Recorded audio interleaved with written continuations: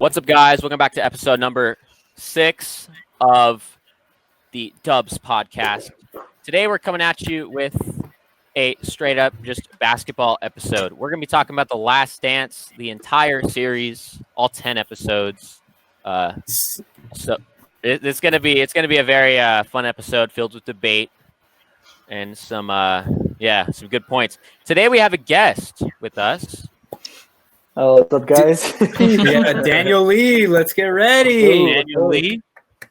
So yeah, he's a friend of the pod. Friend of the pod, Big fan.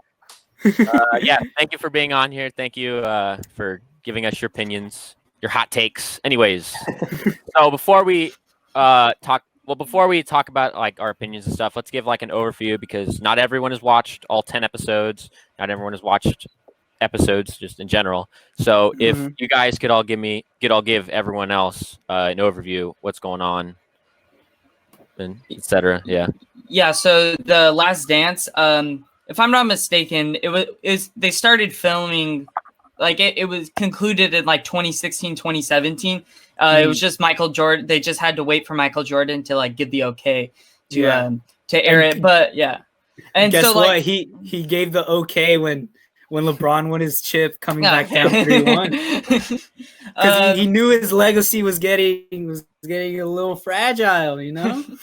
Yeah, so basically the 10 episodes are just covering his career because I know they talked about heading in, I forgot which season, I think it was like the 1997-98 season.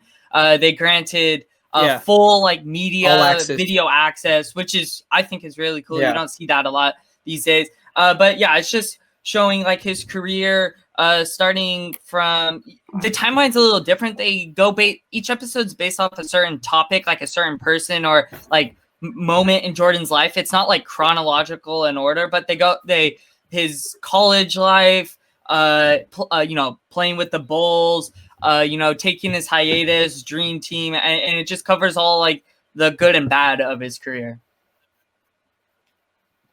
All right, sounds good to me. All right.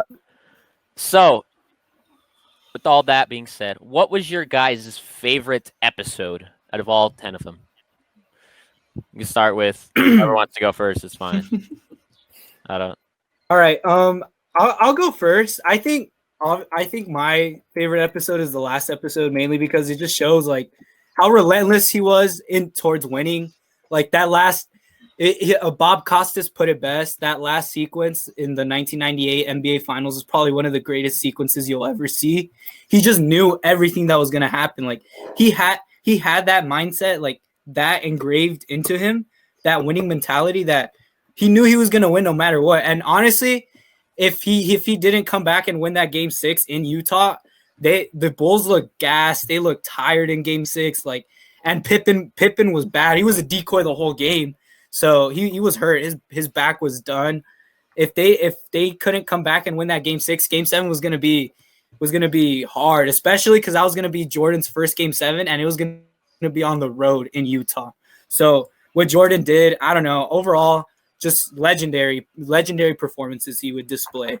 I feel like his game got best when the stakes were at its highest, in my opinion. Yeah, I don't know. For me, like that's a great choice, but I thought the Dennis Rodman episode was so funny. Like, yeah, like a 48-hour vacation. Yeah, like getting back and hit like 20 boards, something like that. So yeah, I like the Dennis Rodman one because I think it showed just how good of a coach Phil Jackson was. I think because like it takes a different level of coaching to be able to accept someone as like eccentric as that. But I mean. Yeah, so that I think personally that was my favorite episode, just because it showed like no matter how perfect the Bulls seemed, there was like dysfunction, and like it was nice to see how Phil Jackson like handled it so beautifully. Yeah, I have to agree. My favorite was the Dennis Rodman one. I mean, it was comedic, but also like it just showed the coaching standpoint, Phil Jackson, but also the teammates that Michael Jordan had. Dennis Rodman and Scottie Pippen, but this one focused on Dennis Rodman. I mean, I'm looking him up right now. I mean, he played and he was 6'7", and this was 20-25 years ago, so maybe players weren't as tall, but 6'7" isn't like a a position a power forward should get a lot of rebounds. And over his career, he averaged 13 rebounds a game. He's a Hall of Famer, and he only averaged 7 points a game. But he talked about how he would position himself based on the player. I remember for like a minute straight, he went into the thinking he had to show like how smart of a player he was. Yeah, he may not look like a smart player, but like the IQ this man has, you know, the Bulls saw it when they played him in San Antonio and Detroit. Yeah. I mean, I've seen the 30 for 30 on Dennis Rodman, which is also really good. You guys should check that out. But I mean, it was just it was really interesting to see how important Michael Jordan's teammates were to the Bulls' success. Oh, question. All right, I'll do that. So our next question is, what person throughout this series was the most important to Michael's success, his journey throughout NBA, throughout his career? I honestly think it was a coach, Phil Jackson, because they talked about when he first came, Michael didn't really like him because he didn't follow. Phil Jackson didn't want Michael Jordan playing the game that Jordan did and had success on, and taught him the triangle offense. And I just thought that Michael like adapted to that and was able to even find success with the players that they had to just become a powerhouse. I feel like Phil Jackson had the largest impact on Jordan throughout his career. Yeah, if it was not a person and like what impacted most Jordan, I would say his opponents, because you know how every time, Barkley won MVP, I wanted to hand it to him. I was being compared to Drexler. I'll hand it to him. But yeah, I have to agree with Steven. The most important person is Phil Jackson, and it's for this reason, because he said, without Phil, I won't play after the 98 season. And I think that just goes to show how great of a coach he is. The fact that Jerry Reinsdorf, he also went to Phil and said, hey, come back. But I feel like with that, with Phil, Jordan was able to progress as a player. He really learned how to play team ball, because that before you saw that, it was mostly just Jordan scoring.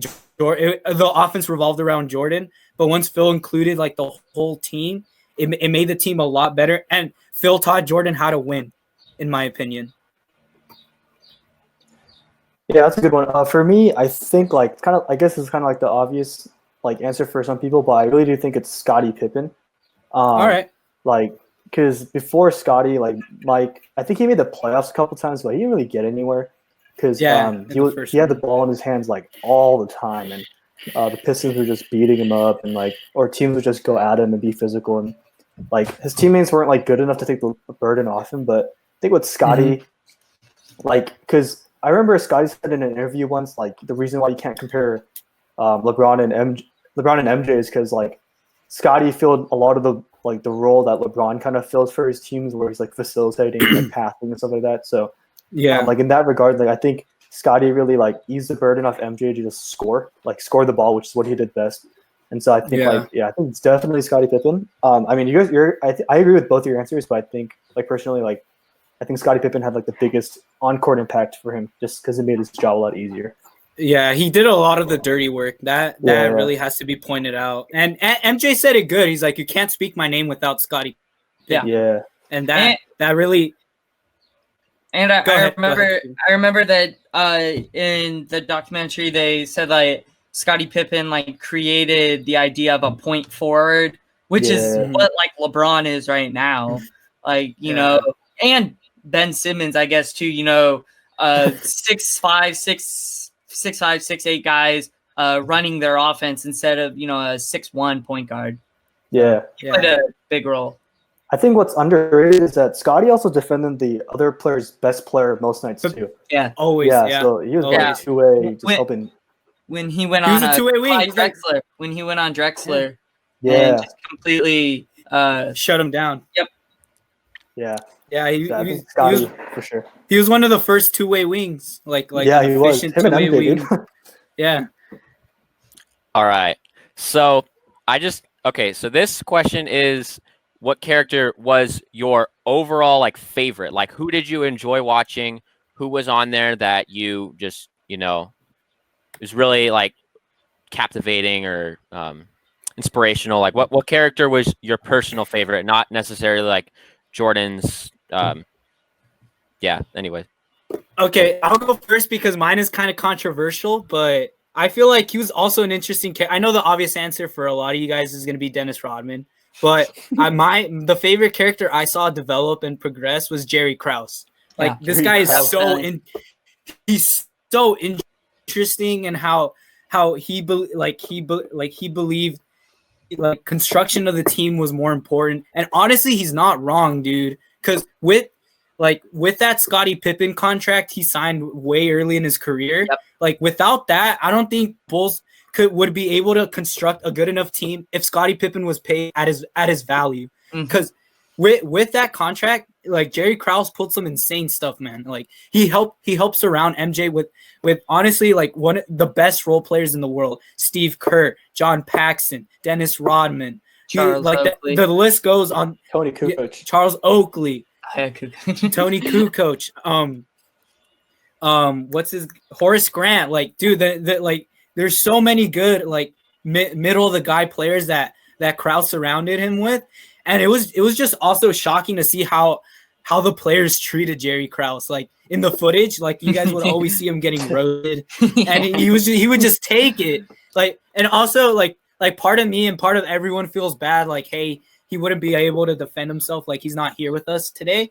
Rest in peace. But it would have been interesting if he was still alive and he would be part of the documentary. Like that would just like overall complete his character. And it either like make you want to side towards his side or not. And I also thought what Jerry said, like since the beginning, like that's where he messed up. Like Jerry Krause is the one who ruined it, because in the beginning of the year, he told Phil, I don't care if we're going 82-0. We're not going to re-sign you next season. That's what ruined it after the 98 season. That's what started the snowball that was the 1998 season for the Chicago Bulls, and eventually their last one with MJ. Yeah, so my favorite, I was going to do Isaiah Thomas, but yeah, he was awesome. Yeah, I really liked him because I just liked his mindset of like the way they played. Really tough. You don't really see that in the NBA right now because fouls are called so often. But the only reason I didn't pick him was just because he wasn't in it enough really for me to be my favorite character. Mine was Scottie Pippen because, like you said, his first contract, it was like 7 years, $18 million. Yeah, it was and nothing. even the owner. Reinsdorf was saying like, don't sign this, it's not enough money. We know how good you are. And what was he, like the second pick or something like that? Third pick? Yeah, second. Yeah, out of the D2 college. Like they knew his potential. They knew how good he was. And they still got, like you said, Krause still got him for such a low deal. But I liked him just because he was just there to play ball. Yeah, he did show like how upset he was a little of, the small contract, but overall, like he just wanted to win. And I really like that just because of the mindset and loyalty he had to his team. Yeah. Hey, Jesus, believe it or not, I actually agree with you. I think for me personally, my favorite was Jerry Krause. Yeah. Like he's super controversial, but I think he is. Other than his like moments or his pride talk like for himself, like the whole Phil Jackson thing or whatever, I think like 90% of the time he's like right on the money, like with what he says, like because like it takes some balls to draft a D2 player out of like second overall in the draft. Arkansas. And then it takes it takes even more guts to like go draft this Croatian player like Tony Kukoc out of nowhere and like just say he's like the future of the Bulls or whatever. Like he was like on the money most of the time, and like his moves and his like salary cap management, dude. Yeah. And he recruited Rodman too. Yeah. That's crazy. Dennis Rodman too. And I agree with what he said about organizations winning championships because players win the games, but they don't like you said, Krause got those players. That their organization got the players. Like the players didn't just show up. The organization built that team around Michael Jordan. You know, like Jesus said, getting role players, and that the organization's the reason. I believe that they won, you know, their 6 championships. Yeah. Also, like, I get why the players hated Jerry Krause because, like, at the end of the day, he's like messing with their money, and like when someone's messing with your money, like you're gonna hate it. But I think like kind of going like a little off topic, but like with football, like people like with the whole like Dak Prescott contract situation, like people are saying like they shouldn't, like he wants too much money or whatever, or like they should just pay him. Like they're on either side, but the thing about sports with like a salary cap is like you need to manage like all those contracts. And I think like Jerry Krause, like when you look at the contracts that he gave to certain players or like how he managed the cap in order to keep them all under like the same team, like and be as stacked as they were, I think is pretty incredible. So yeah, Jerry Krause. Yeah, and honestly, he was right. Like, okay, like MJ does say, like this is gonna go a little like off topic, but MJ does say, yeah, if Jerry would have been fine, if Phil would have been fine, if everyone wanted to run it back one more year, we could have. Everyone could have signed 1-year deals. But he is right. That would have cost the team a fortune. MJ was going to be a free agent. Scottie was going to be a free agent. Steve Kerr was going to be a free agent. I think Dennis was going to be a free agent too. So that's already like 4 like top players. And like you said, everyone's value was astronomical at this time. Like they were going to test free agency, and they were going to basically get themselves into a bidding war.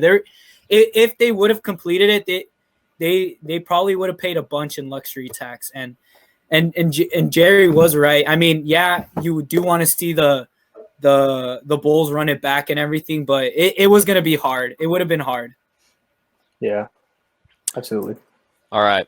So now you guys don't have to answer this question completely, but if there was a character or side guest in this series, who would you choose as your least favorite, whether they were like disappointing or they made you pissed off or something? Who would that person be if there was a person like that in the whole series? I don't think it was a person really. I kind of got pissed off at the Pistons, like when they didn't shake hands. Like that's just that's just a sport thing though. Like that's not really like you hate them, but I mean, and then again they do have something to defend. I mean the Celtics didn't shake their hands either, but then again, like the Bulls lost to them the year before and they still went out and shook MJ. MJ's probably the biggest sore loser in the world. And he still went out to shake Isaiah Thomas's hand, everyone's hand. And the fact that they left before, like that's just unheard of. I don't know. That's just not good sportsmanship. And I think that was my least favorite like thing from the documentary. Yeah, my least favorite thing, like Jesus, it wasn't like a person because like I felt like all the characters were like balanced. But mine was in episode 5 on the Dream Team when they like blew. In my opinion, they blew it out of proportion of how big a deal it was of Michael Jordan covering the Reebok logo with the American flag. Like, I mean, that's not because they were threatening like, oh, you can't accept your medals if you don't wear this. And he was with, he had, his Jordan shoes with Nike. Yeah. But I mean, that's not a big deal. If he covered it up, but it wasn't like him like blocking it with his hand or putting like tape over it. Like he was using like an American flag to still show like, oh, patriotics, and but I don't know. I just felt like people were making a big deal of that it shouldn't have been a big deal and it shouldn't really have been included in the documentary. I think for me, like you guys, nothing like in like particular specific to a person or anything, but I didn't like how they framed Scottie Pippen throughout the documentary because they made him look like super selfish and like about his injury, about not his injury and like I mean the one thing where he refused to play out of a timeout, I think that's kind of inexcusable. Like there's nobody to excuse that, but like with the injury and his contract and everything, like I didn't really like how they painted Scottie because I mean you saw with the back injury in the finals, like this guy wanted, like he was there to win, like he was all in, but they made it kind of look like he had his own agenda or whatever. So, I don't like how they Yeah. like painted Scottie Pippen throughout the doc. Yeah, I agree with you there. Yeah. So I have a question for you guys. What was your favorite series to watch? Like, you know how, I mean, it can be finals or a regular playoff series. What was the favorite series for you guys personally, and why? Mine was sorry, cop cars outside, but yeah. Okay. Oh my gosh. They're coming for you. They found you. Yeah, hot takes. That's why. Because you didn't put Kawhi in the top 10. Yeah, that's why. Okay, It should be a crime. Yeah, that's a crime. okay. Yeah. All right, go. Yeah. So my favorite series was I would think it was when the Bulls, I forgot what year it was, were the 8 seed against the Celtics. The Celtics. Yeah, I don't know. I just that showed the importance of Jordan to his team. That was the one where he dropped the 63, right? 6. Yeah. Yeah. I don't know. It just showed that against one of the greatest like single season teams of all time. Teams ever. Yeah. You know, I remember they said they had 5 Hall of Famers on their team. But that just showed that, you know, that kind of defeated the argument against Jordan of him not playing as good competition. Because, like, look at their draft class. You know, Hakeem going 1, then him. And then look at the players he played against. You know, Hakeem, Isaiah Thomas, Rodman, Larry Bird. Drexler. Yeah, Drexler. You know, Stockton, Malone. Barkley. You know, he played good competition. Patrick Ewing. Like, look at the dream team. Look at the dream team. He played, you know, besides, you know, Scottie Pippen, he played against all those guys. And it just showed that, you know, on a competitive scale, he's the best of all time. You know, they say, you know, Kobe is more competitive, but Kobe even said, you know, he got all his knowledge from Jordan. So, like, everything he says or does or something like that is derived from Jordan. So it just shows that, you know, Jordan is the competitive GOAT. But I just like that series because it showed how important he was. Okay. Yeah, I think for me, it was like he lost the series, but the series where against Orlando after he came back from playing baseball, I think it's ridiculous. He took that like series like so far on like a baseball body and he was balling. I was like, oh my god, that was ridiculous. Like I think it's ridiculous he even won a playoff series before that. So like I think that whole sequence is like my favorite because it showed like, man, like I can't even imagine like playing baseball for 2 years and then just being like, oh yeah, I'm gonna just dip and just play basketball and then score 50 and then win a playoff series and then take Shaq and Penny to like 6 or whatever. So yeah, I think definitely that series. And also that Magic team is like legit too. It's very underrated. Yeah, very Shaq. underrated. Shaq and Penny. Prime Shaq, like literally prime Shaq. Yeah. What was I gonna say? My favorite series, I have to say, was the Bulls Pacers series. Like that series was crazy because I agree with Reggie Miller. I thought they were the better team, but just MJ just outwitted them. He just outperformed them when at the biggest stage, Game 7. The Pacers were up. They were literally up, and Michael just took over. Like that's just who That's just who Michael was. He's easily the greatest competitor we've ever seen. Yeah, ever. I remember when we were talking about in episode 5 at like a dream team practice when like Magic's team was up like 8, and he said something to Jordan. I forgot like the specific. Yeah. And then next thing you know, Jordan goes down, scores like 10, 11 points or whatever, and next thing you know, his team has the lead. Yeah. Yeah. That was crazy, but yeah, I don't know, man. That series was just insane. Like it you know what made it stand out the most was that after Reggie hit that 3 to take the lead, I don't know if it was Game 3, Game 4, Larry Bird was still scared because he's like, we left time on the clock. Yeah. Like he wasn't even happy. He was like, oh my god, we left. like he thought they like that's. For him, that was like, God, we botched the play because we left time on the clock. And MJ double clutched. He was this. Yeah, insane. Like that's just insane. Like I don't know. That series was just probably it's an underrated series. It's all time great. Like I didn't know it existed before this documentary. Yeah. All right. So what is something that you guys can all take away from this? What can people take away from this after watching this influential moments? Like what's up? I'll go you towards go first.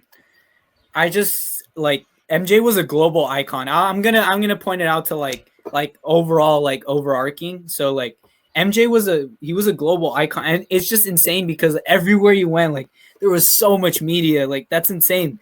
Like in the documentary, when you would see shots of MJ like walking, when he was in Europe, it was insane. Like he literally globalized NBA to make it worldwide, and that's something that's so important because I've seen so many stats like before MJ, after MJ, like how much the NBA has risen, and it just like this documentary just shows how important MJ was for the National Basketball Association in general, and how he globalized the game, and he was just an important figure during the 90s in general. Everywhere you went, there was Michael. As something about Michael. Yeah, I was gonna say like almost exactly that, but so I'll just change it up. So I mean, you know, we didn't like grow up with Michael Jordan. You know, like we didn't grow up watching him, and I assume it was like an amazing thing to go watch him. I remember one little part about, you know,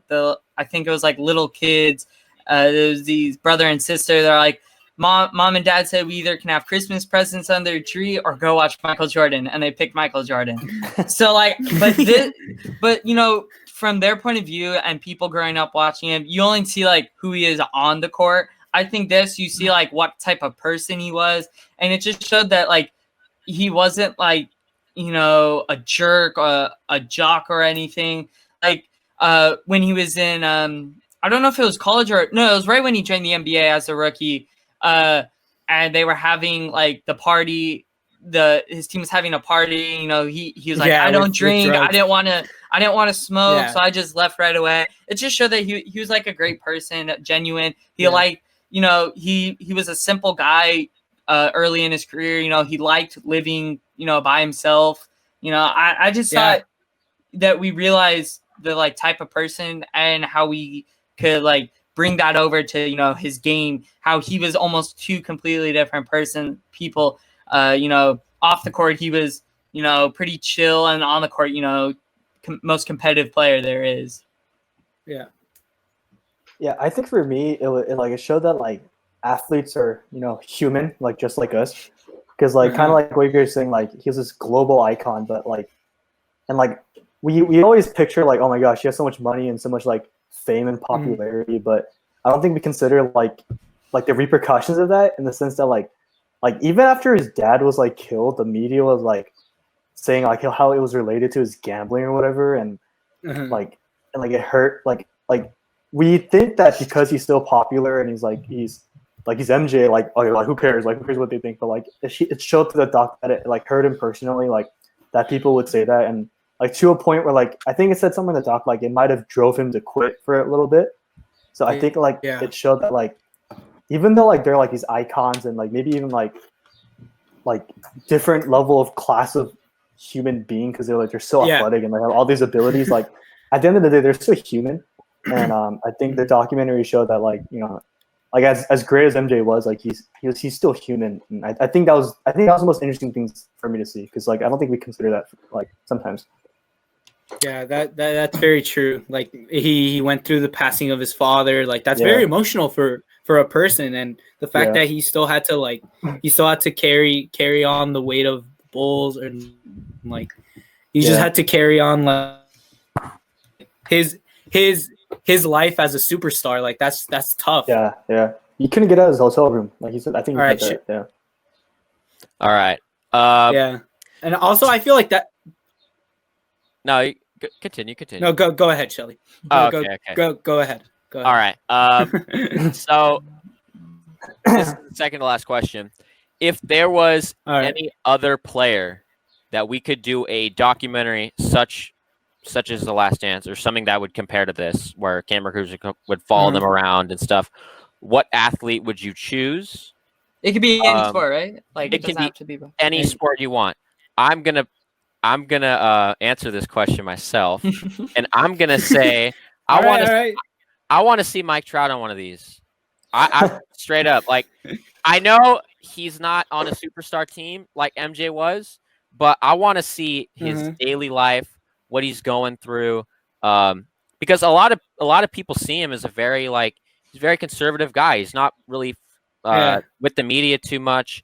He's very humble. He's very he doesn't really appear much on interviews and whatnot. He's and Steven said it in a previous episode about his wife and how his wife is like a really big part of him, and he's like incomplete without her and stuff. But I would really love to see, like, because a lot of people are starting to say he's the best baseball player of the 2000s, and I would love to see what goes on behind the scenes. So yeah, what do you guys think? What athlete would you like to see? I would like to see one on Tom Brady. I hate the Patriots as much as the next guy. Mine, man. Yeah, okay. Yeah. I hate the Patriots as much as the next guy, but I know for a fact that Tom Brady is a big competitor, like up there with Jordan. In games, everyone says, oh, he does 5-yard, 10-yard passes. He can't throw down. He's a system quarterback.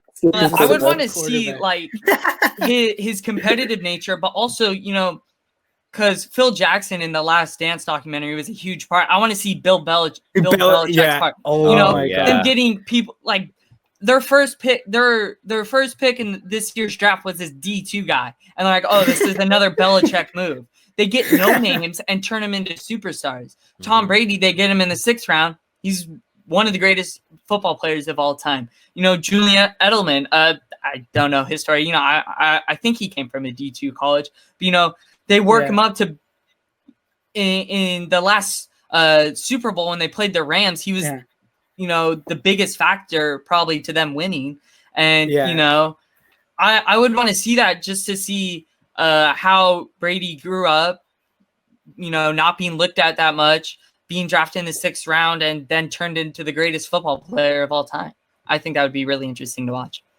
I think for me, something to add for that, Oh no! I just wanted to say, he also played with so many other interesting figures, like Aaron Hernandez. Forget about that. Oh yeah, Gronk, and Randy Moss. Randy Moss. Yeah. Yep. Dude, the list is insane. But that's all I wanted to say. That documentary would be epic, and it also because football behind the scenes is funner in my opinion. It's just really cool. I know funner is not a word. My bad. Sorry, but I don't know if you guys have seen Hard Knocks, but that's pretty interesting. Hard Knocks is fun. All right, but go ahead, Daniel. My bad. Yeah, sorry.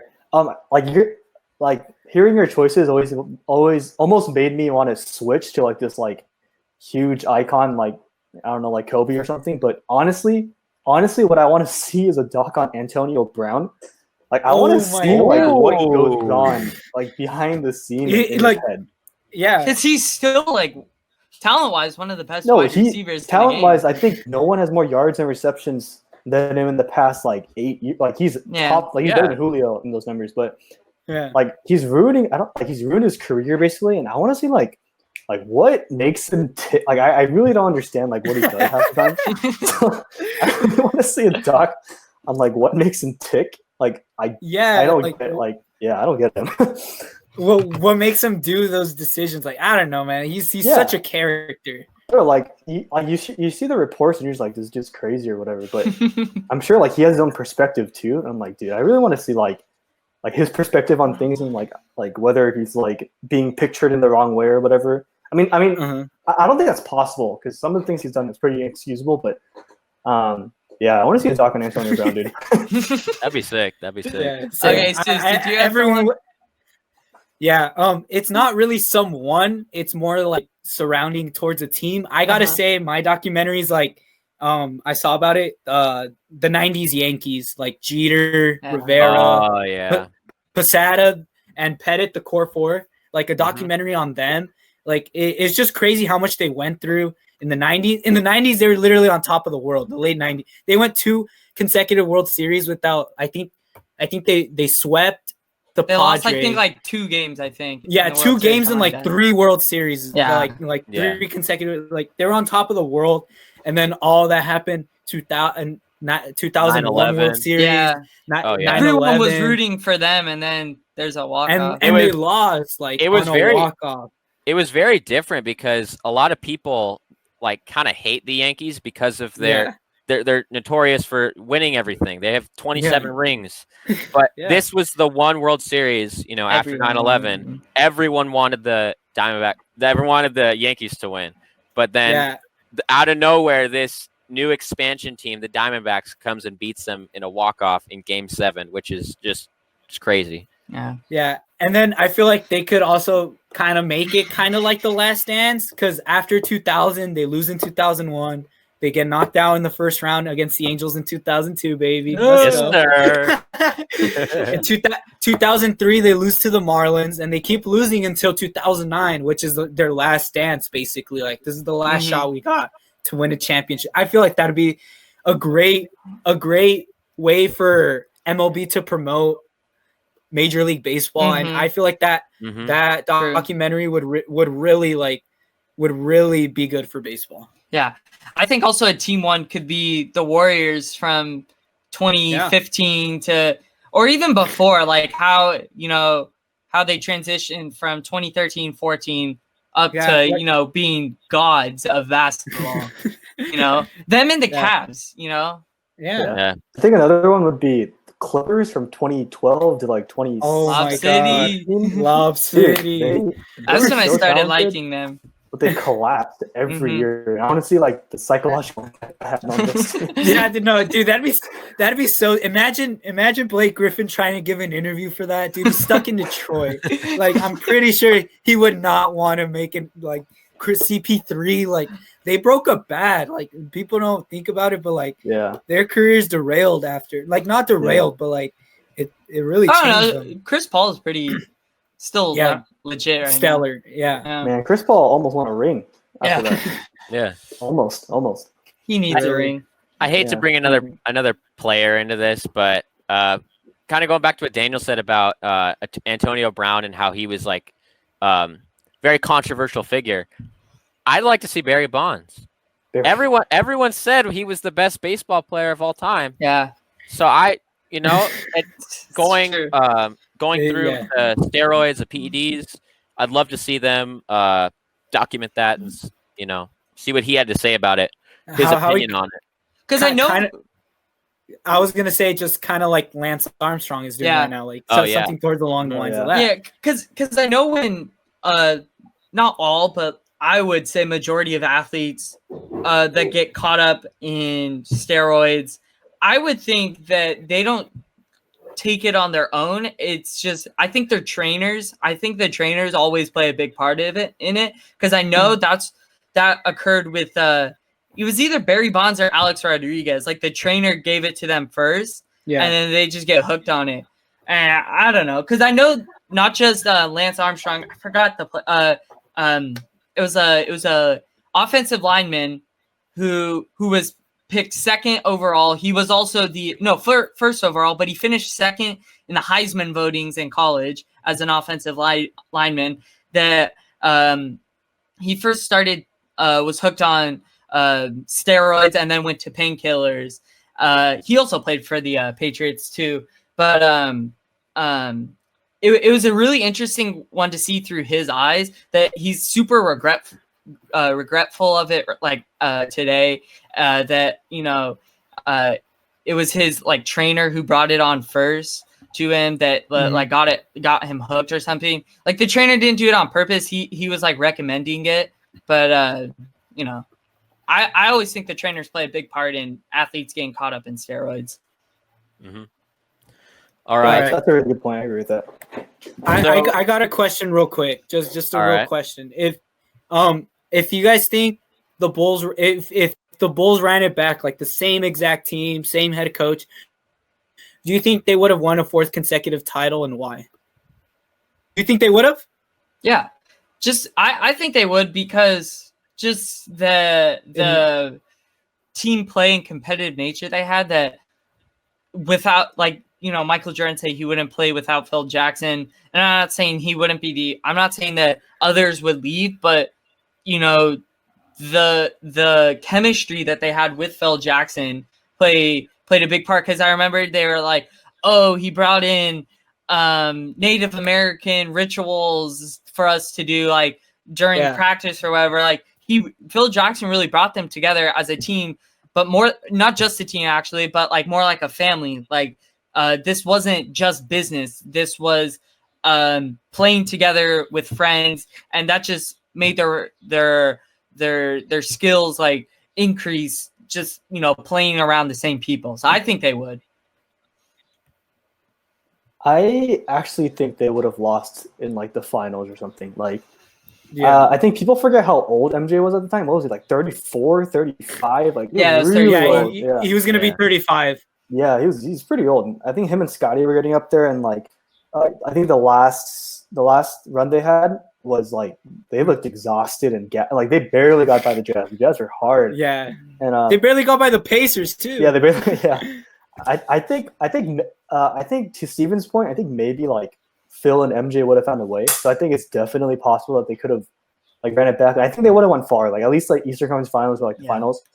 And who knows like what happens there, but I personally think they would have just like run out of gas, because I mean they weren't young anymore. Like they're all pretty old. And so yeah, I mean I could definitely see them like taking it hypothetically, because like who knows when you have MJ, but yeah, I think they would have ran out of gas in my opinion. I'm gonna agree with Daniel. I gotta say that they left at the right time, because I mean I think they would have made the finals, because the Knicks made the finals that year as an 8th seed. The Knicks made the finals in '99, and they lost to the Spurs. I don't think they would have beat the Spurs. No way, because they had a veteran David Robinson, really good, and a young Timmy D, a young Tim Duncan, and he even though he was young, he was still seasoned because he played 4 years in college. I feel like that would have been too much for Pippen and Rodman to handle in '99, because they had some trouble with Karl Malone, and just having two unstoppable bigs in Robinson and Duncan. I feel like that would have been too much for Jordan's Bulls, in my opinion. Yeah. I see them losing in the final, but who knows? Like Steven said, you never know with you will never know Michael Jordan. Yeah, with MJ, you never know. Yeah. All right. So to conclude this amazing debate, a lot of big sports figures have came out and saying that Jordan is indeed the greatest basketball player of all time after watching this series. So to put this age-old question to rest, who is the GOAT? I'm just going to go out and say it. Wilt Chamberlain, best player. I'm kidding. Y'all give out your answers. Who do you think was the best? Okay, so when we first did our all-time NBA and MLB for the NBA one, I think it was during when Last Dance was out, but I hadn't watched it at the time. But even after, and I put LeBron, even after I'll stick with I think LeBron's better. Just, this isn't the biggest reason, but one thing that Jordan has over, LeBron, the six rings, LeBron has a three. But the comeback highlight to that is, well, there's a man in the NBA by the name of Patrick McCaw, and his first years his first 3 years in the NBA, his first 2 years were with the Warriors. Three-peat, baby. He won a three-peat with the Warriors, and then 2 with the Warriors, and then 1 with Toronto. So like titles isn't the only thing you can compare. However, I don't think you could compare stats, because even right now, Jordan has like almost 200 less games played than LeBron.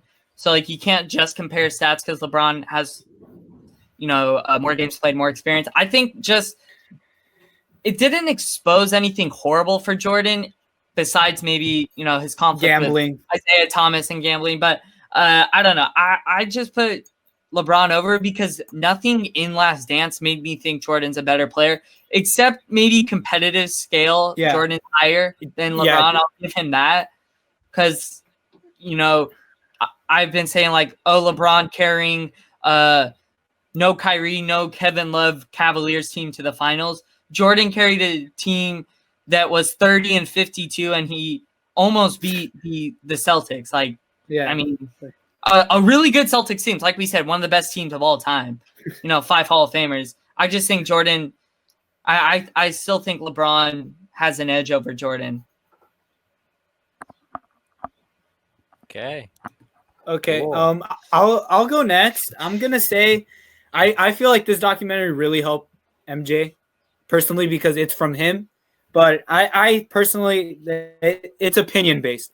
I think the GOAT is LeBron because LeBron is my favorite player. But this really helps Michael because I feel like Michael, it gives a lot of admiration for like us younger fans who didn't really watch him.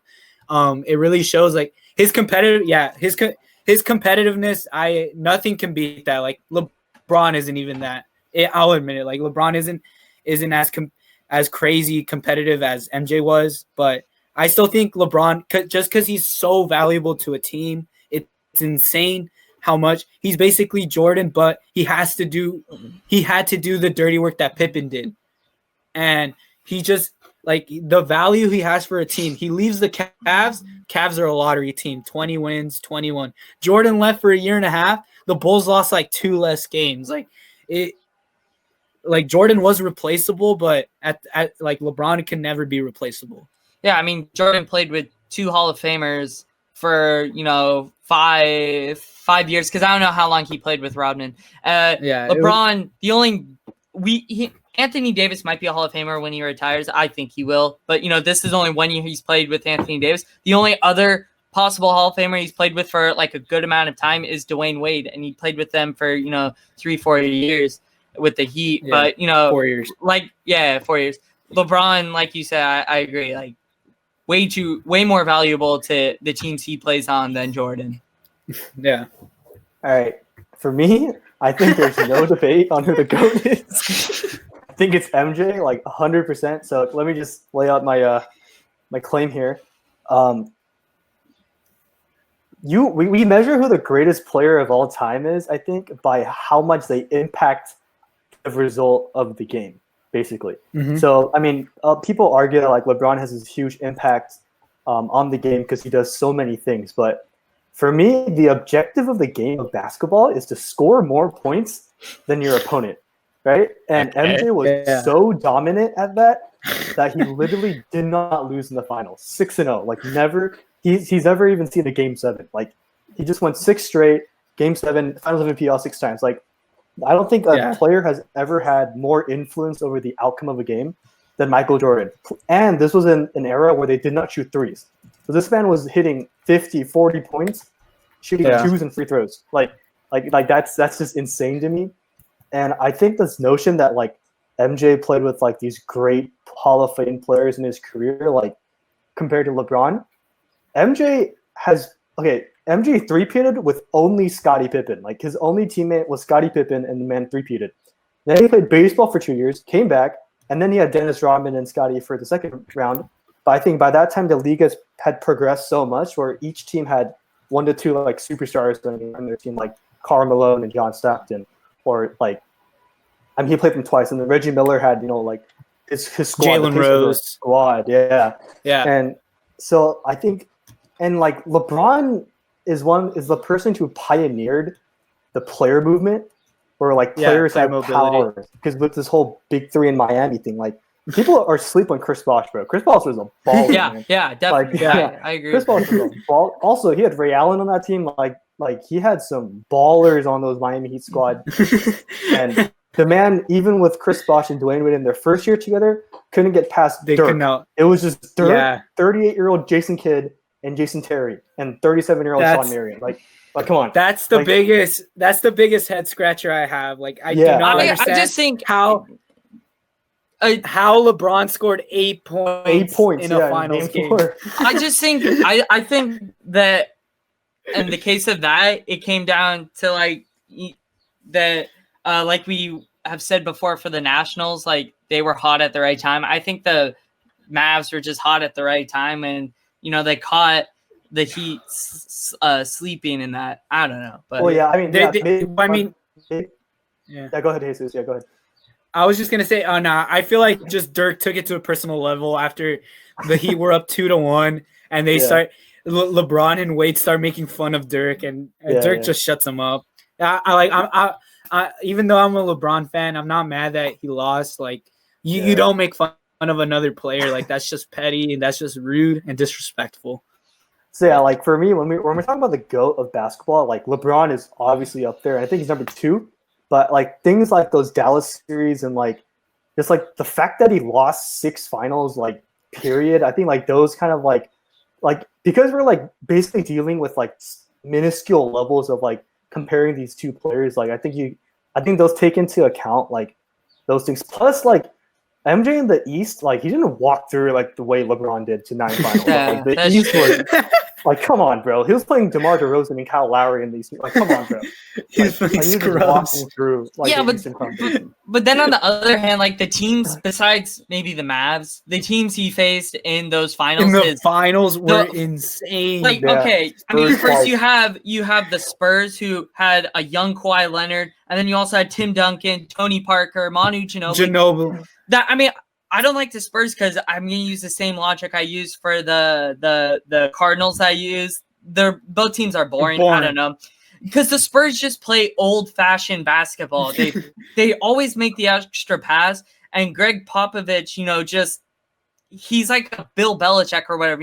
Any team he has, they win with those work teams. With it, yeah. And then you have the Golden State Warriors, and there's not much explanation there. In 2015, that's just unfair, dude. Like, no, you can't. You're not allowed to have a team like that. You shouldn't. You shouldn't have a team, with Curry. Those 2 losses, like I don't really count them. Like, dude, like that's just unfair. one of the losses to Golden State, LeBron, like I said, didn't have Kyrie or Kevin Love. Like, he had Dellavedova. He had Dellavedova. Like, they should have got swept. Like, like there's you can't get mad at them for getting swept in the finals. They had no business in being in the the finals. I definitely agree with that, but at the same time, like, bro, MJ played against some dogs in the finals too. Like, I think most of his series, the team he played were the higher seed. Like, they always had home court, like the other side, and MJ played against some crazy. I mean, okay, LeBron, those Golden State Warrior teams with Kevin Durant were just like, there's no way, like, there's no debate, like, there's no debate about like whether he would win or lose. But at the same time, like LeBron's 3 rings came against like a baby OKC team, like they were babies. Like James Harden was like 21, Kevin Durant was like 22. Like it came against that team. That was on the Spurs, like definitely, and then the 3-1 Warriors. But like even if you like count. Like all, like you count it all up, and like the series they should have won. Like, I think LeBron, he's number 2 because of like small blemishes in his resume, such as, like the Mavericks series. And I think like for me, what kind of sealed it was last year actually with LeBron. I thought if LeBron carried that Lakers team to like really find the playoffs, they had too many injuries though. People keep saying like, "Oh, LeBron was injured," but actually, when LeBron came back, they were 9th in the West. Like they were. Yeah, no, they did have a chance. They just imploded. But that's because of the GM. He messed with their minds. Like, dude, like you can't involve your players with like trade rumors. That just like completely destroyed the team. That's his fault too. Like that can be a fault for his resume. Also, I mean, I know they're 2 different years and like 25 years apart. The Lakers last year had a 35-47 record. Jordan once made the playoffs. I know he was an 8 seed, the one against the Celtics. They were 30-52. Yeah.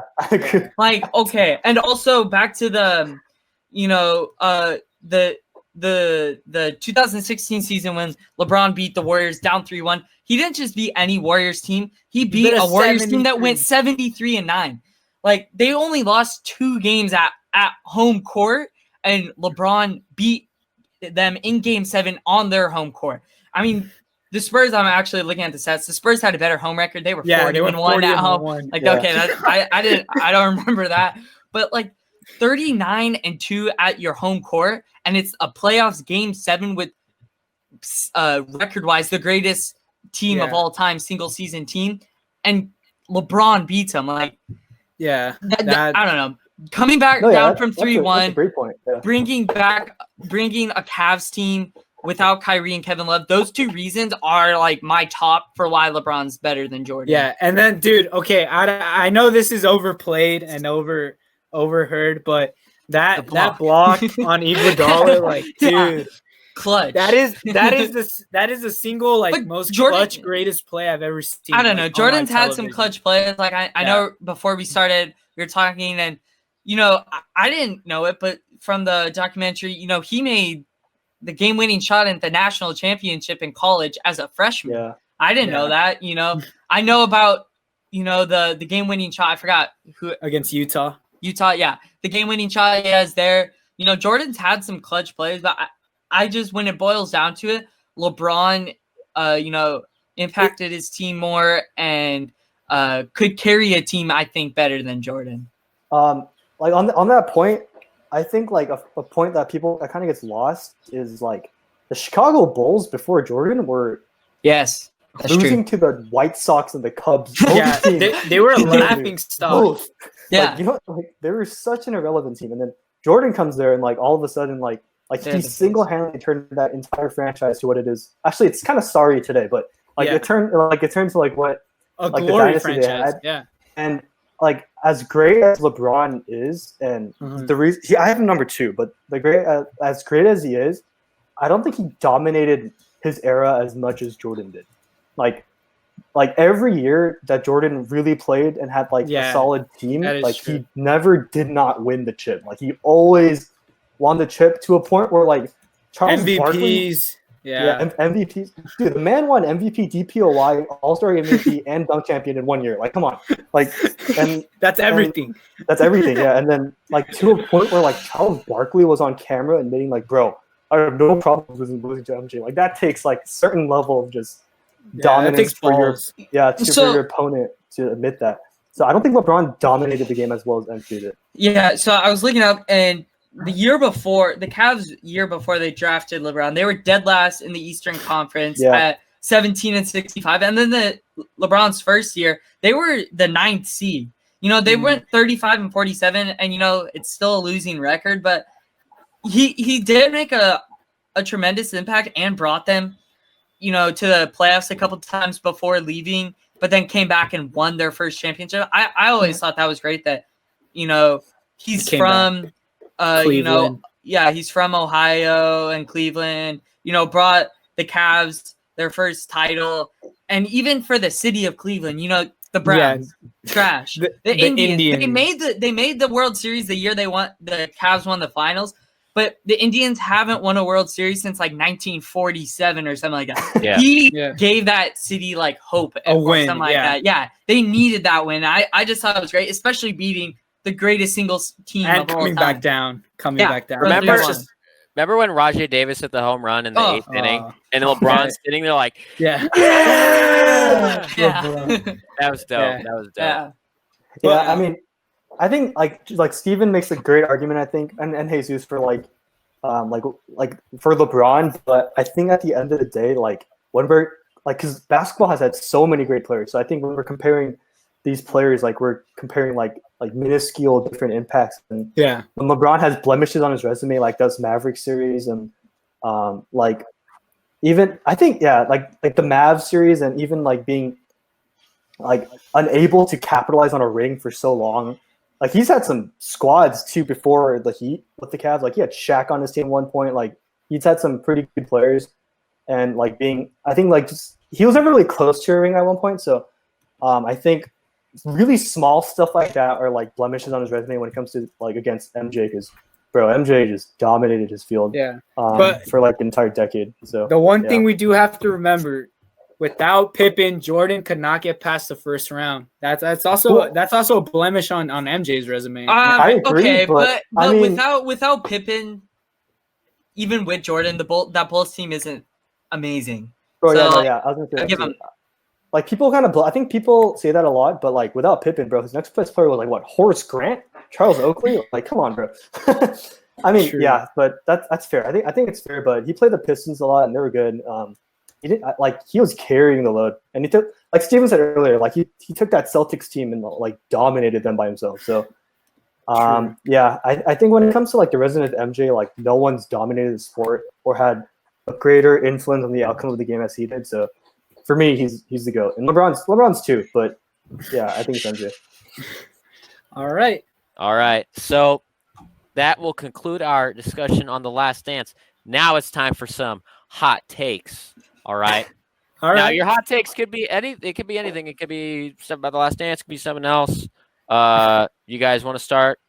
Yeah. 'Cause I've got mine. I'll go first. All right. So mine's gonna be baseball, and I would hate for this to be wrong. I really hope, but for me, I don't see baseball returning this year. Even for a small season.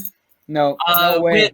I know No way. it's a bad thing for like players like Blake Snell to be complaining, but if you have that with people, who Blake Snell, like besides him and Austin Meadows, like the face of the Rays, if you have people that important to a team saying they won't play, I don't see I think they'll just baseball's been canceled for a year before, during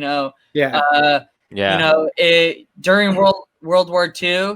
They also had it during the strike. They stopped the season early. There was no World Series. I think they're just gonna pull the plug on it. And we even had our we had the episode on different proposals, but since then I don't know. I think the virus, the pandemic, it's gonna get worse before it starts to get better. I don't know. All right. My hot take, it's also kind of baseball related. Mine's gonna be in these next couple days. I feel like minimum like 10 top players who are paid are gonna say like they're gonna publicly come out and say like five of them. They're gonna say like, if this is your proposal, we're not gonna take it. Like this is a risk.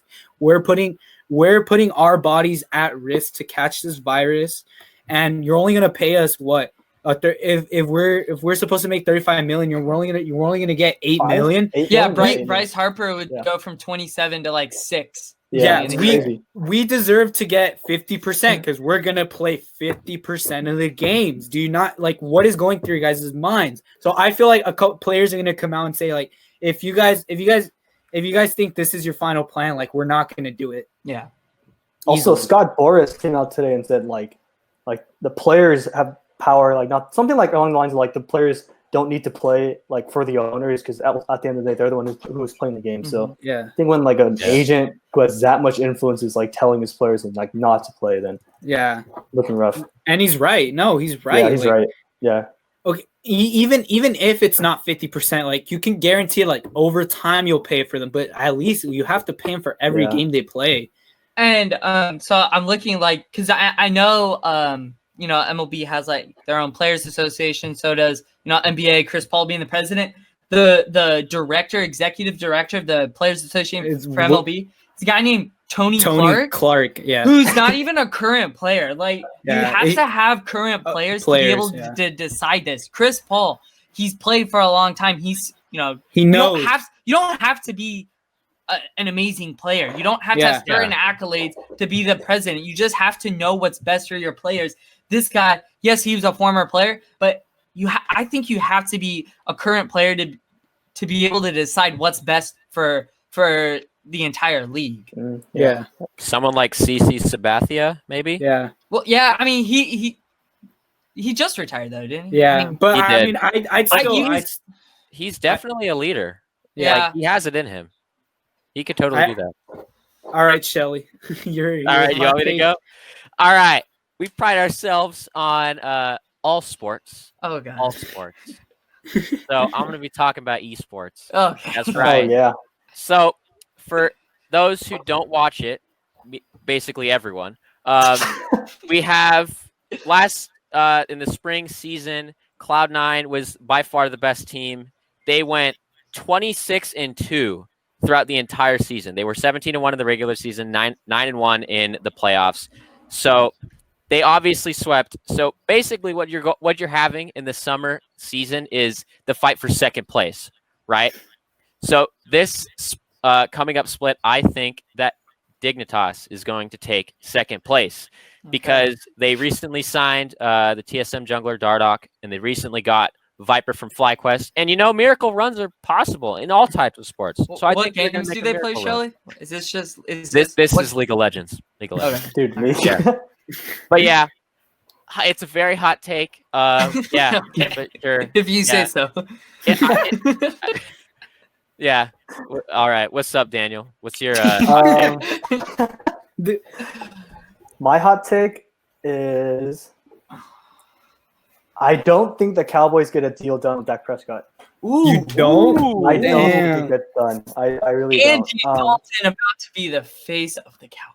I because Stephen Jones recently came out and said like teams don't win if they don't pay their top quarterback. Okay, either they don't get the deal done, or like there's going to be some sort of like if they get the deal done, like the relationship is going to be as good as it once was between Dak Prescott and Cowboys. Yeah. Because bro, Stephen Jones came out and was like, teams don't win Super Bowls if they pay their quarterback like top notch money. And I'm like, dude, ain't nobody trying to hear that, bro. Like pay Dak Prescott. But like if you're Dak and like you've done what you've done in the league till now, like he's made the playoffs twice, rookie of the year, 2-time Pro Bowler, like etc. Like you deserve to get paid compared to Carson Wentz and Jared Goff both got paid, and Carson Wentz is talented, but the man's never played in a playoff game. You know what I mean? Yeah. Like Jared Goff's like okay. I think he said okay, and they both got like $33+ million. And I think like the fact that this contract is taking so long is either going to cause like pretty significant damage between the two sides, or it's just not going to get done. So yeah, I don't know. I'm getting nervous. And plus, at least the Cowboys have Andy Dalton as a backup. Who we said on this, we believe that he's still a good quarterback. He's just been on bad teams. Yeah. So I don't like. Maybe it does get done. So maybe I phrased it wrong. Like maybe it could get done, but I think like regardless of how the deal gets done or like, whether or not it gets done, like they're gonna have some like serious repercussions on either side. So Daniel, so you think Dak is worth the money? Ooh, good question. I think Dak is 100% worth the money. Yeah. You think he's worth 45 a year? No, okay, 45. Okay, I think some reports like what he wants. I think he's worth 30. I think he's worth 30 to 35 max. I like from what I've seen, the reports is that Dak wants like the biggest thing between them is that Dak wants a 4-year deal, but the Cowboys want to give him a 5-year deal, and Dak's saying like if you want to give me a 5, I want $45 million in my 5th year. Yeah. Which I think makes sense because I think by the time 5 years from now, the market reset's going to be popping on like $45 million anyways. So yeah, that's true. I think it kind of makes sense like what he's demanding. I don't think he's worth more than $35 million though. I think like 30 to 35 is like perfect for Dak Prescott. So because I think something that's underappreciated for him is, dude, he has to take the pressure of playing quarterback for America's team. Like that. And like the way he handles it, like, and he carries himself, like he's a leader. I'll give him that. Like, and the Cowboys definitely. I mean, I'm pretty sure I said that they weren't making the playoffs. That was one of my past hot takes. Oh yeah, I think they definitely have the talent to make it. I think, like Daniel said, the money thing will become an issue with like the relationships between the players. You know, look at Ezekiel Elliott. He's a super good running back. You know, he might, be mad about, Dak Prescott not taking the $35 million one. Yeah. Bro, I think it's ridiculous that the Cowboys have paid everyone but Dak Prescott. Like, they even paid Andy Dalton. Like, come on. Come on, dude. They're messing with Dak, bro. It's all Jerry Jones. Everyone. They even extended Jalen Smith. And that dude isn't even a free agent until like 2022, 23. Like I don't know why. I feel like the bad thing for the Cowboys, man, is just I think it's just Jerry Jones, man. I feel like he's just too involved. Like, dude, it's at one point to just like let the players do their thing. Yeah, like Jerry Krause also got to it at a point, but like he also just let the players do their thing. He just got a little like he would just talk about things you shouldn't talk about when he was by himself. But I don't know. I feel like I feel like what's holding the Cowboys back a little is it's just that little like weird vibe that the owner gives with them. Yeah, and I think like from the Cowboys' perspective, like if you've drawn it out for this long regarding Dak's contract, and you're just going to cave in anyways, like the whole thing was just pointless. Like you're not like to the money. So I think the Cowboys have like a little too much pride when it comes to that. So I think the deal is either going to get done in like a way where like neither side is truly happy, or it's just not going to get done. Yeah. All right, guys. Thank you very much for listening or watching episode number 6 of the Dubs podcast. Comment below what your favorite part of The Last Dance was. Comment your hot takes. Them, Dubs. Thank you very much, Daniel, for being on the podcast. It was an honor. Thank you, Daniel. Thank you very much. Thank you for being guys next time. Peace. Bye. Ah.